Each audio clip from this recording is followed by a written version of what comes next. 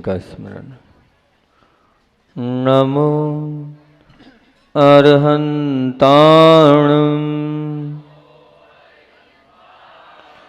नमो सिद्धाणं नमो आयर्याणं नमो बुवज्जायाणं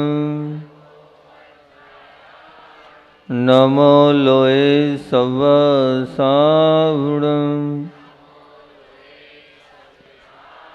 नमो अरिहन्ताणं नमो सिद्धाणं नमो आयर्याणं नमो बुवज्जायाणं नमो लोये सवसावणं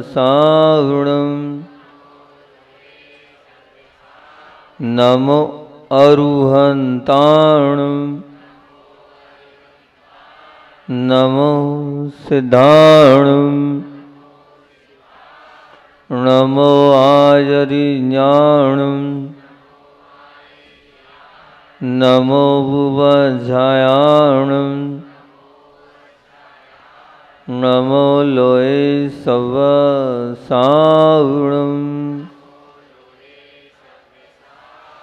बोलिए देवादिदेव 1008 मूल नायक श्री पांचनाथ भगवान की जय। पांडुक शिला पर विराजमान श्री शपासनाथ भगवान की जय। परम उपकारी आचार्य भगवान विद्यासागर जी महामुनि राज की जय। शिक्षा प्रदाता आचार्य भगवंत समय सागर जी महामुनि राज की जय। साक्षात विराजमान महातपस्वी मुनि श्री 108 दुर्लभ सागर जी महाराज की जय। मुनि संघ की जय। जो सहता है वो संसार में नहीं रहता, उसे भगवान अपने पास बुला लेता है। क्या बोल रहा हूँ? जो सहता है उसे भगवान, जो सहता है संसार में वो नहीं रहता, उसे भगवान अपने पास बुला लेता है। ये निश्चित मान के चलना। पारिवारिक प्रवचन श्रृंखला चल रही है। एक से क्या है अपना मंगलाचरण गुरुदेव का, एकजुट हो एक से नहीं जुड़ो बेजोड़ बनो। ये मंगलाचरण और मुख्य मुख्य बिंदु चल रहे हैं। और आज अपने को बात करनी सहिष्णुता पर, जो बहुत 5 बिंदु आपको दिए। सबसे पहले अपन ने बात करी थी सहयोग, दूसरा बिंदु समाधान वृत्ति और तीसरा बिंदु सहिष्णुता। तो सहिष्णुता की बात अपन कर रहे हैं। भगवान के पास जाना है, उनके पास बैठना है और उनके पास रहना है, तो सहने की आदत को तो डालना ही होगा। जब तक आप सहोगे नहीं तब तक आप सजोगे भी नहीं और भगवान भी नहीं बन पाओगे। भगवान के पास जाने का ये वीज़ा है, ये पासपोर्ट है, ये टिकट है। सहिष्णुता गुण, सहने की आदत को आत्मसात करना, निश्चित मान के चलना। वो सहनशीलता जितनी आपकी बढ़ती जाएगी उतनी ही आप ये मान के चलना भगवान के नज़दीकी बढ़ाते चलो। इस गुण को जीवन में उतारने के लिए आपको भगवान के पास तो तब पहुँचोगे जब आप अपने वालों के हृदय में अवश्य विराजमान हो जाओ। भगवान के पास बैठना दूर, जो सहता है वही अपने वालों के हृदय में बैठता है। क्या बोल रहा हूं? जो सहता है वही अपने वालों के हृदय में बैठता है। ये निश्चित मान के चलना बहुत कठिन काम है, सहना। और जब वो प्रतिकूल परिस्थिति होती जब सहना, और प्रतिकूल व्यवहार होता तब सहना। कल मैंने आपसे बात करी थी समाधान वृत्ति में एक सासू माँ की। आज मैं एक बात कर रहा हूं एक बाप और बेटे की, एक पिता और बेटे की बात कर रहा हूं। इसी प्रकार की एक और बात आपके बीच में रख रहा हूं कि एक बेटा था, वो बेटा भी था और बिल्कुल हो सकता है बांसा में भी ऐसे बहुत सारे बेटे होंगे, मैं ये नहीं बोलता। जब इतना अच्छा गांव बांसा वाला है और सब लोग बहुत श्रद्धा और आस्था के साथ, क्योंकि कल हमने देखा कल का जो माहौल था बांसा नगर वासियों का, पूरे मनोभाव के साथ सबने बोला जो आज्ञा गुरुदेव आपकी, मैंने तो सोचा, मैं मन में सोच रहा था जीवन में पहली बार मेरे साथ ऐसा होगा। सच में कल की दोपहर की सामायिक में मुझे ऐसा अंदर से फीलिंग हुआ कि आज तक जिस नगर में गया हूँ उस नगर में कभी मुझसे ये वाली बात नहीं किसी ने बोली कि महाराज जी हम अपनी इच्छा से कुछ बनाएंगे। पर कल पहली बार मुझे ऐसा लग रहा था कि मैंने बात बोली है वोटिंग से डालेंगे, और इन सब लोगों ने ये बात बोल दी कि हाँ महाराज जी बिल्कुल हम अपना अपना मत रख देंगे, जिसका मत ज़्यादा होगा। तो अंदर से एक फीलिंग, तो एक चोट तो लगी थी, लेकिन कल जब आपने बोला अंदर से बड़ा अच्छा लगा और मुझे गुरुदेव की वो याद आ गई उस वक्त। और उस वक्त वास्तविकता में मैंने कहा कि गुरुदेव आपकी कृपा सदैव ऐसी ही बनी रहे। पूरे गांव ने ये वाली बात बोल दी कि महाराज जी जो आप चाहो वो हो जाए। अंदर से हृदय गदगद हो गया और वास्तविकता में गुरुदेव की उस वक्त याद आ गई अंदर से कि हाँ गुरुदेव आपने जो आशीर्वाद दिया वो फल रहा है। उन्होंने कहा था चिंता मत करना। सच कह रहा हूँ, वो बार बार वो शब्द जब मैं नेमावर से निकला था उनको वो शब्द याद करता हूँ तो अंदर से व्यतीत हो जाता हूँ, मेरा आशीर्वाद है तुम चिंता मत करना। कहीं मैंने उनसे कहा गुरुदेव आप बाहर भेज रहे हो, कुछ आता नहीं, आज तक बोला नहीं, माइक पे कुछ करता नहीं हूँ, सब हो जाएगा, मेरा आशीर्वाद है, कहीं तुम फेल नहीं होगे। और कल का वो जो दृश्य था गुरुदेव को बाद में रात में सामायिक में याद कर रहा था और याद करते करते रात के समय आंसू आ गए कि गुरुदेव वास्तविकता में वोटिंग ना करके आपने ये कहकर आपने बहुत बड़ा अपना एक अभिमान बहुमान हमारा रख दिया कि महाराज जी आपको जो करना है सो कर लो, आप ज़्यादा जानते हो, आप ज़्यादा करते हो, तो आपके पास जो है हमारे पास थोड़ी। ये आपका एक बहुत बड़ा ये मानना चाहिए गुरु के प्रति बहुमान भी रहा, अहोभाव भी रहा और आदर भाव भी रहा, ताकि पूरी जगह मैं कह सकता हूँ कि बांसा वालों की जो गुरु भक्ति है वो बहुत बहुत बहुत बहुत अच्छी है। आप रोज की रोज नंबर बढ़ाते जा रहे हो, अपने रोज की रोज नंबर आप बढ़ाते ही चले जा रहे हो। जितना लोगों ने नेगेटिव बोला आप उतने ही ज्यादा पॉजिटिव बनते जा रहे हो। जितना लोगों ने कहा कल ऐसा बोला घमासान युद्ध होगा, लड़ाई होगी, झगड़ा होगा महाराज जी, पर कुछ भी नहीं हुआ। कहीं कोई विवाद वाला काम नहीं, कहीं कोई झगड़े वाला काम नहीं। बहुत अच्छा, बहुत बढ़िया। तो इसी प्रकार से आपको एक पिता की और बात आप लोगों के बीच में रख रहा हूँ। और पिता किस प्रकार का है, हो सकता है ऐसी परिस्थिति आप लोगों के बीच में भी आ सकती है, आप लोग भी हो सकते हैं कि पिता का स्वभाव बहुत खराब, इतना बर्ताव इतना विचित्र कि उसका वर्णन करना भी मुश्किल है। उनके उन गुणों का वर्णन कर रहा हूँ जो पिता के अंदर गुण थे। अब आप विचार करना कैसे थे, क्योंकि हमने कल तो सास की बात कर दी थी, तो ऐसा लग रहा था सासू माँ को कि क्या हम ही खराब हैं। नहीं नहीं, मैं भेदभाव नहीं करूँगा, निश्चित नहीं करूँगा। तो आज सास की जगह पिता की बात भी कर लेता हूँ। और बेटा और पिता, तो उससे क्या क्या गुण है उनके देखना। घर में सतत समस्त सदस्यों पर क्रोध ही करना। क्या करना? क्रोध ही करना। और भूल नहीं हो तब भी भूल निकालते रहना। और तो और बोले छोटी छोटी बात पर इतनी बड़ी सजा दे देना, इतनी सारी बातें कर देना कि बस क्या कहें हम उस बात को। और खाने के लिए तो नित्य रोज हल्ला गुल्ला करना, ये उनका एक प्रकार से कहना चाहिए क्रम बन गया था कि वो चिल्ला चोट करते ही थे। और नौकर लोग तो उनके उसके कारण, आचरण के कारण, व्यवहार कारण टिकते ही नहीं थे, है ना। मंदिर जाते थे वहां उनसे पुजारी परेशान, ठीक है ना। अब और गुस्से में मंदिर के बर्तन भी फेंक देते थे, और यहाँ तक कि पूजा और अभिषेक में अपनी विधि से करते थे। दूसरे ने भगवान को हाथ लगा लिया तो शामत आ गई उसकी। दूसरे ने हाथ लगा दिया तो समझ लो वो गया काम से। मैं गंधोदक पहले लूँगा, मैं चरण भगवान के पहले छूँगा, मेरे अलावा दूसरे ने कर दिया तो हालत खराब। मतलब इस प्रकार का स्वभाव, इस प्रकार का नेचर, इस प्रकार का व्यक्तित्व था। जैसे ही मंदिर में पहुंचते हैं वैसे ही आसपास के लोग यहाँ वहाँ हो जाते, भैया कौन मगजमारी करे, कौन झगड़ा करे हैं। और तो और जो नए लोग हैं वो और कम हो जाते थे उनके उस चक्कर में कि भैया जाना ही नहीं, वहाँ जाएंगे अपन काहे के लिए आते हैं। अब इतना मतलब इस प्रकार का स्वभाव, उनके इस स्वभाव से घर तो छोड़ो, मोहल्ले के और आसपास के लोग, मोहल्ले के छोड़ो पूरे गांव वाले लोग परेशान, पूरे गांव वाले छोड़ो पूरे रिश्तेदार परेशान। और फिर उसके बाद भी अब उस मित्र ने अपने मित्र से पूछा, भैया यार तुम्हारे पिताजी का इतना खराब व्यवहार है, तुमने क्या समझाने का प्रयास नहीं किया? तो बोले बोले नहीं ऐसा कुछ नहीं है, मैंने समझाया तो फिर समझते नहीं है क्या? बोले नहीं, प्रेम से समझाओ, हो सकता है समझ जाए। फिर भी अब भैया वो समझने को तैयार ही नहीं है तो क्यों मैं समझाऊं? क्यों, क्या मंद बुद्धि है? बोले मंद बुद्धि, फिर बात क्या है? तो वो जो जवाब देता है वो बोलता है उनका स्वभाव ही ऐसा है। क्या? उनका स्वभाव ही ऐसा है। तो फिर तुम्हारा तो जीवन नरकवत हो गया होगा। वो तो इस प्रकार से बोले नहीं, उनका स्वभाव जैसा है वैसा है, पर मेरा जीवन नरकवत नहीं है, मेरा जीवन तो स्वर्गवत है। मैं तो बड़े प्रसन्नता के साथ अपना जीवन जी रहा हूँ। अरे बताओ ये कौन सी बात हुई कि आप इस प्रकार से जीवन जी रहे हो?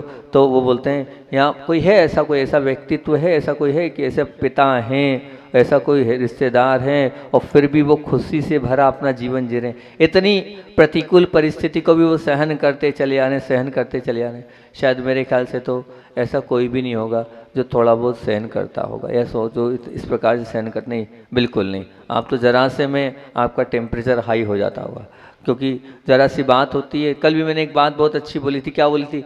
जिस प्रकार जीभ तोतली होती है तो हमें अकुलाहट नहीं होती है, ताका अगर प भी निकल जाए, ताका अगर प भी निकल जाए तो हमारा व्यवहार उनके प्रति प्रतिकूल नहीं होता है, बिल्कुल नहीं होता, हम उन पर क्रोध नहीं करते।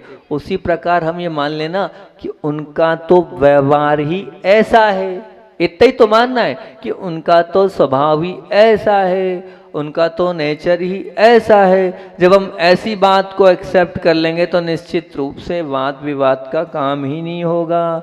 उस बालक का उत्तर आप सुनो तो बड़ा आश्चर्यकारी है। आखिर वो हम सबके बड़े हैं, वो हम सबके उपकारी हैं और बड़ी मुश्किल से उन्होंने कष्टों को झेलते हुए हमें आज पैर पर चलने के काबिल किया है। पूरे घर को उन्होंने मेहनत करके संभाला है, चलाया है। अब इस उम्र में उनके स्वभाव को बदलने की बात कहें तो कहाँ तक उचित है? वो नहीं बदलने वाले, वो नहीं बदलेंगे, लेकिन हम तो बदल सकते हैं। हमारे पास तो वो है क्वालिटी कि हम अपने आप को बदल लें और अपने आप का समझौता कर लें और इन सब प्रतिकूल परिस्थितियों। ये एक उदाहरण है पिता का। एक पति भी हो सकता है, एक बेटा भी हो सकता है, एक सास भी हो सकती है, एक ससुर भी हो सकता है, कोई भी आपका मित्र भी हो सकता है, मालिक भी हो सकता है। हर जगह प्रतिकूल व्यक्ति आपको मिल सकता है, ये मान के चलना। पर उस प्रतिकूल व्यक्ति को बहुत सरलता और सहजता के साथ आपको एक्सेप्ट करना है, उसको साथ समझौता करना है। यही सही जीवन है, ये निश्चित मान के चलना। उसी को सही जीवन बोला था। मैंने जो कल एक लाइन बहुत अच्छी बोली थी कि जीवन के रण में खुद ही श्री कृष्ण और खुद ही अर्जुन बनना पड़ता है। रोज अपना सारथी बनकर जिंदगी की महाभारत में स्वयं लड़ना पड़ता है, स्वयं लड़ना पड़ता है। आपको स्वयं को लड़ना पड़ेगा। आप स्वयं जब तक, क्योंकि हम बिल्कुल उनको तो नहीं बदल पाएंगे। आप हमें कुछ नहीं करना, हमें तो बस उनका वो जो स्वभाव है, वो व्यवहार है, उस व्यवहार को, उस मन को स्वीकार कर लिया, सब हो गया। हमको उनके उस स्वभाव व व्यवहार के अनुकूल ही अपना जीवन क्रम ढाल लेना है।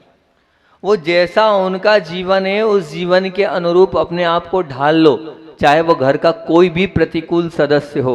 बस अगर आप वैसा वैसा ढालते चले जाओगे तो निश्चित रूप से सब कुछ अपने आप होता चला जाएगा। वो जो पिताजी की इतनी विचित्र हरकत है, अगर कोई दूसरा देखता तो आश्चर्य होता है। तो आपने उस भाई लाइलाज नहीं है, पर उसका इलाज तो है नहीं, बिल्कुल नहीं, और आप इलाज कर भी नहीं सकते हो।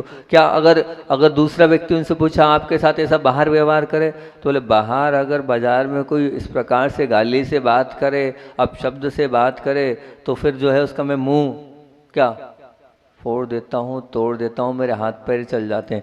पर बस पिताजी के आगे मैं क्या हो जाता हूँ, वह नतमस्तक हो जाता हूँ। क्यों? क्योंकि वो मेरे पिता हैं, क्योंकि वो मेरे पिता हैं। और पिता होने के नाते वो जो करेंगे, जो कहेंगे, मैं सहन करता चला जाऊंगा, और वही मेरा सच्चा और अच्छा धर्म है। अगर मैं पिता को सहन नहीं कर पाया तो मैंने कुछ नहीं किया अपने जीवन में। और आज मैंने उनके साथ प्रतिकूल व्यवहार कर भी लिया, और मैंने उनको कुछ बोल भी दिया, और मैंने उन पर हाथ उठा भी दिया। होगा क्या? मेरे बच्चे भी तो देख रहे हैं इन सब चीज़ों को, मेरे बच्चे क्या सीखेंगे?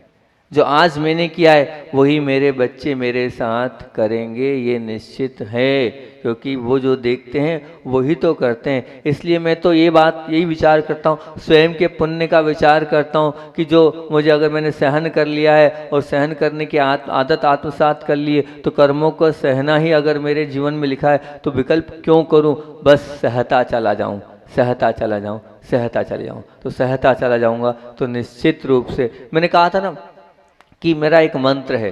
वो मंत्र क्या है? जब भी प्रतिकूल परिस्थिति आती है तो उस प्रतिकूल परिस्थिति में आंख बंद करके, मैं ज़्यादा नहीं करता हूँ, 7-8 बार ही करता हूँ, उतने में एकदम रिलीफ महसूस करता हूँ। मैं आपको भी वो दे रहा हूँ मंत्र, महामंत्र, मूल मंत्र, मेरा आदर्श मंत्र है वो। आंख बंद करी, मैं सहनशील आत्मा हूँ, मैं सहनशील आत्मा हूँ, मैं सहनशील आत्मा।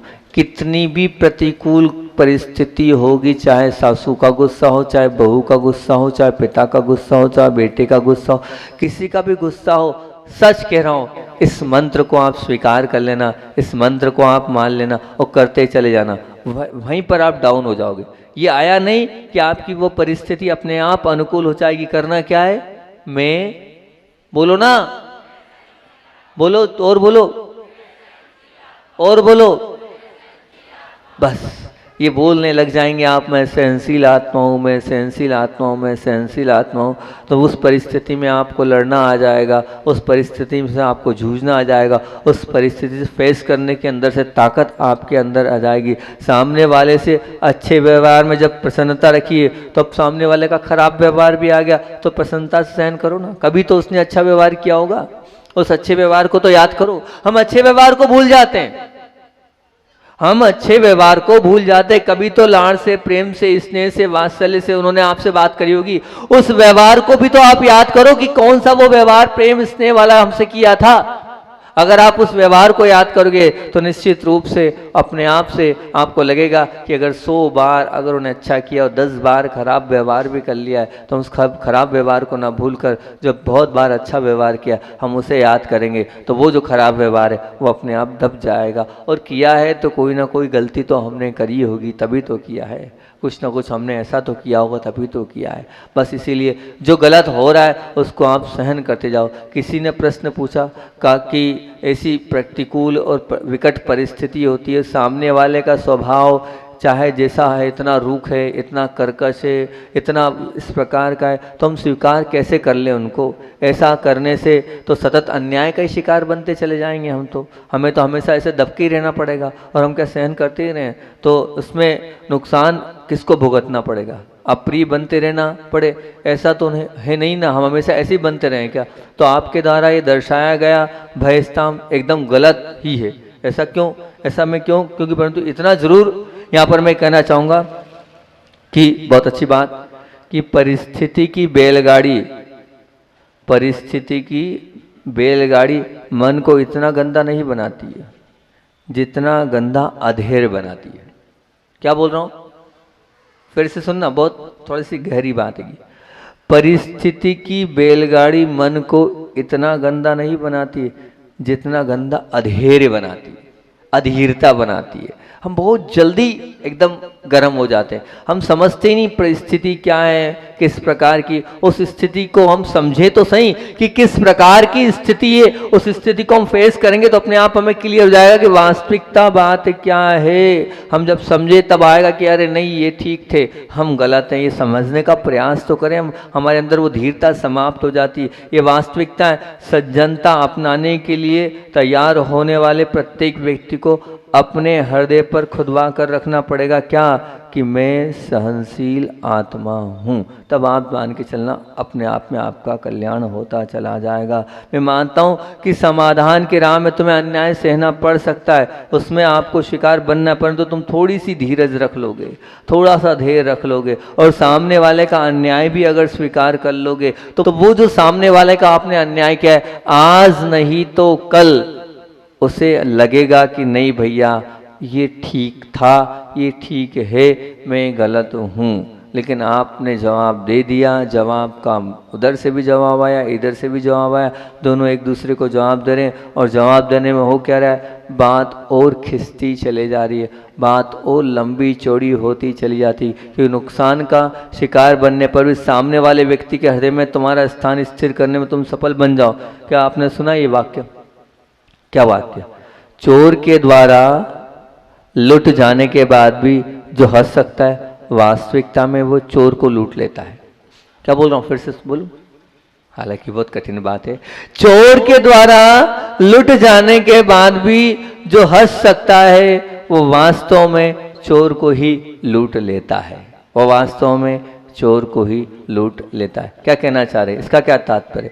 इसका तात्पर्य सहन करने के बाद भी जो चेहरे पर मुस्कान रखता है, वो वास्तव में आक्रमण करने वाले को भी जीत लेता है। वास्तव में आक्रमण करने वाले को भी जीत लेता है। मतलब आप अगर मान लो सामने वाले ने बोला है, गुस्से से बोला, क्रोध से बोला, प्रतिकूल बोला, उस परिस्थिति में भी आपके चेहरे पर अगर मुस्कान है, तो निश्चित रूप से वास्तविकता में आप भगवान बनने की वो काबिलियत रखते हो, रखोगे, और आज नहीं तो कल भगवान बन जाओगे। ये मानना सच में। आप इतना स्वाध्याय कर रहे हो, आप इतना प्रवचन सुनते हो, आप इतना पूजन कर रहे हो, और साथ साथ में अभी तो बहुत अच्छी बात है कि आप लोग ने अच्छा मन तैयार किया है। और मन तैयार करने के बाद 32 दिवसीय वह जो 16 कारण आ रहे हैं, उन 16 कारण में आप लोगों का भी मन बन रहा है। कल बन रहा था कि हम लोग भी बैठेंगे, हम लोग भी बैठेंगे। बहुत अच्छी बात है।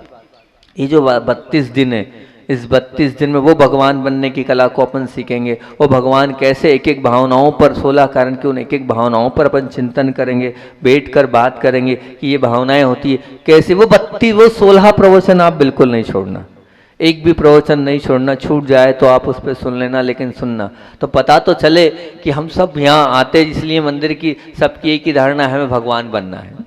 सबकी भावना है ना कि हमें क्या बनना है, भगवान बनना है। लेकिन भगवान बनना है तो भगवान बनने का बीज कैसे डालें हम, जिससे हम भगवान बने? तो बीज कल जो अभी आने वाले 18 तारीख से अपन बीज डालेंगे कि ऐसे हमें भगवान बनना है। एक एक भावनाओं को अपन बहुत अच्छे से समझेंगे। और समझना नहीं है, उन 16 भावनाओं को समझना भर नहीं है। याद रखना, 16 मंत्र भी आपको बताए जाएंगे, पर वो मंत्र के साथ उन 16 भावनाओं को आपको रोज चिंतन मंथन करना है। अपनी परिस्थिति के हिसाब से आप चाहे जैसा कर सकते हैं। एक आसन से कर सकते हैं, कोई बाधा नहीं है। एक आसन से नहीं तो पानी से भी कर सकते हैं। शाम को पानी भी ले सकते हैं, दूध भी ले सकते हैं। और प्रतिकूल परिस्थिति हो तो फल फूल जितना हो सकता है कर सकते हैं। घर में रहकर भी कर सकते हैं आप, ये मान के चलना। पर अपने को वो पूरा लाभ उठाना ही उठाना है। उसमें कोई किंतु परंतु नहीं होना चाहिए। वो हमें लाभ मिल जाए,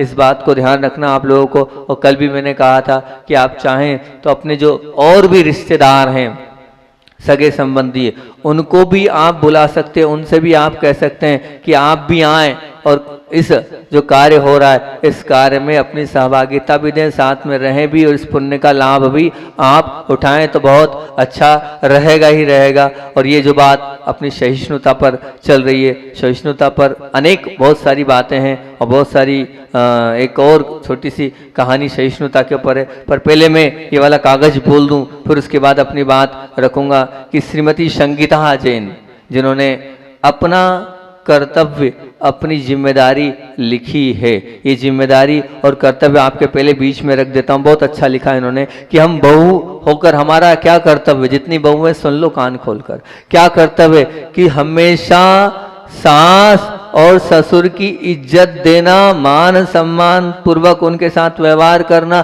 जितनी उनकी सेवा करना उतनी हम सेवा कर सके, उनकी खुशियों का हमें पूरा ध्यान रखना, जैसे अपने माता पिता हैं वैसे उनको मानना। बस इतना सब्र हो जाए। इतनी बात वो जो उनने लिखी है ना, ये वो मान ले कि जो मेरे माता पिता थे ऐसे ही ये मेरे माता पिता हैं, ये वो ही माँ हैं जो अभी की माँ है। बहुत बड़ा काम आपका हो जाएगा, उनके जैसे आपको स्वीकार कर लें तो बहुत अच्छी बात होगी। और पति के लिए भी उन्होंने बहुत अच्छा कर्तव्य क्या लिखा, हम अपने पति की सेवा करनी चाहिए और पति की हर बात माननी चाहिए और पति की संभाल भी हमें करनी चाहिए और पति के हर सुख और हर दुख में सहभागी बन। ये बात लिख रहे हो लेकिन ध्यान रखना, जीवन में लेके आना। सिर्फ मात्र महाराज जी को लिख के दे दी वो मत रखना। अपने देवर के प्रति हमेशा संभाल करना, उनकी बात सुनना, उनके साथ विचार विमर्श करना, उनका हमेशा सम्मान करना लिखा है आपने। और एक माँ का बच्चों के प्रति यही कर्तव्य होता है कि इतना प्रेम, इतना वात्सल्य देना कि उस वात्सल्य और प्रेम से वो आगे तक अपने जीवन को बहुत अच्छा बनाते चले जाएं। ऐसा इन्होंने लिखा है, अपना पेपर ले जाएंगे। सुषमा जी जैन और जो रहे वो उनको यहाँ पर करना है। आचार्य भगवान की बात भी आपसे बोलना है। अब वो जो बहन वाली जो कहानी थी, मैं तो सिर्फ उसकी एक भूमिका बना देता हूँ। वो अभी हाल उसको अपन, उसको जो बहन वाली बात है जो सहनशीलता पर है, वो बात आपसे मैं कल कर लूँगा। तो इस सहन करने करके भी चेहरे पर मुस्कान रखना वास्तव में आक्रमण करने वाले की जीत है। जिस प्रकार पृथ्वी पृथ्वी ही है, आकाश नहीं, उसी प्रकार स्त्री स्त्री है, पुरुष नहीं। जानना चाहे तो जितना आगे क्यों ना बढ़ जाए हम, लेकिन फिर भी स्त्री एक अपने आप में बहुत महान होती है। और स्त्री की क्या महानता है, स्त्री की किस प्रकार से उत्कृष्टता है, उसकी उत्कृष्टता की बात मैं आप लोगों से कल करूंगा कि किस प्रकार की वो उत्कृष्टता लिए हुए स्त्री होती है। आचार्य भगवान का संस्मरण सुनाकर अपनी बात को विराम दूंगा। पूज्य गुरुदेव की बात आप लोगों के लिए बता रहा हूँ। वास्तविकता में कि गुरुदेव के प्रति जो आस्था, श्रद्धा, अहोभाव, आदर भाव जनमानस में था, और यहाँ तक कि जैन अजैन सब गुरुदेव को किस प्रकार से पूजते थे, वो एक दृश्य आपके सामने रख रहा हूँ। कि कैसी भक्ति और कैसी आस्था थी कि भगवान तो ठीक है, लेकिन भगवान से ज़्यादा लोग पूज्य गुरुदेव को मानते थे। और पूज्य गुरुदेव को मानते हुए एक भक्त बुंदेलखंड का प्रतिदिन गुरुदेव की रोज रोज वहाँ पर जो है आप दीपक भी, हालांकि मैं तो नहीं मानता हूँ कि फोटो के आगे दीपक लगाना चाहिए, मैं इसका सपोर्ट नहीं करता हूँ कि फोटो पूज्य नहीं है, आप लगाना ही है गाय का घी का दीपक तो जिनवाणी देव शास्त्र गुरु के आगे लगाना चाहिए। लेकिन वो भक्त था, भक्ति में अंधा था, और भक्ति में अंधा रखने के बाद प्रतिदिन पूज्य गुरुदेव की आरती करता था और गाय के घी का एक दीपक लगाता था, और पूरा भक्ति भाव के साथ वो ऐसा हो जाता था कि सब कुछ उसको उस भक्ति से मिल जाता। प्रतिदिन की तरह रोज रोज रोज रोज वो भक्ति करता था। अब उस भक्ति में शक्ति थी, वो भक्ति तो कर रहा था, और भक्ति में एक दिन जब वो भक्ति कर रहा था तो उसको अंदर से आवाज आई। क्या आवाज आई? ये जो कमरा है सामने वाला, इसको पूरा खाली कर दो, इसको पूरा खाली कर दो। अभी जब उसके अंदर से आवाज आई इस पूरे कमरे को खाली कर दो, वो समझ नहीं पा रहा था ऐसी कैसी आ रही, मैं आरती करो अंदर ऐसी आवाज कहाँ से कैसी आ रही है, क्या है। पर उसे लगा कि आचार्य भगवान के को याद करते हुए कर रहा हूँ, क्या पता क्या है, क्यों ना इस कमरे को खाली कर दूं। उस भाई ने उस कमरे को खाली कर दिया और जो भी उसका सामान था वो एक तरफ कीमती सामान था रख दिया। अब वो तो सो गया। रात्रि में हुआ ये कि रात में लगी आग, और आग लगने के बाद वो कमरा धुआं होने लगा। उसकी पत्नी उठाती, हम बर्बाद हो गए, हम सब वो हो गए। वो जो अपना कमरा था तिजोरी वाला, वहाँ सब जल के राख हो रहा है। अपने कीमती कागज, जेवरात, करोड़ों लाखों रुपया उसमें रखा, सब गया, अपन सब बर्बाद हो गए। पिता मुस्कुराते, वो जो पति थे वो मुस्कुराते हुए बोलते, चिंता मत करो, अपने पास अपनी सच्ची आस्था है, विश्वास है। गुरु भक्ति से पहले ही मुझे आभास हो गया था और उस आभास के कारण मैंने वो कमरा पहले ही खाली कर दिया था। गुरु की महिमा निराली है। अब वो भक्त ने ऐसी भक्ति करी, इतनी श्रद्धा और इतने आस्था के साथ वो कार्य किया, तो अपने आप वो सब कुछ उसको रास्ता मिल गया। उन्होंने अपनी बात आकर बताई महाराज जी को, महाराज जी ने वो लिखकर पूरी रखी। तो वही मैंने आपको आपके सामने वो रख दी कि जब गुरु के प्रति आस्था और श्रद्धा होती है तो कहाँ से कौन से देवता ने या क्या किया, पर ये निश्चित सत्य घटना आपके पास हमने रखी है। ऐसे गुरु को आप मानते चलेंगे तो निश्चित आपका कल्याण होता चलेगा। बोलिए आचार्य भगवान विद्यासागर जी महामुनि राज की।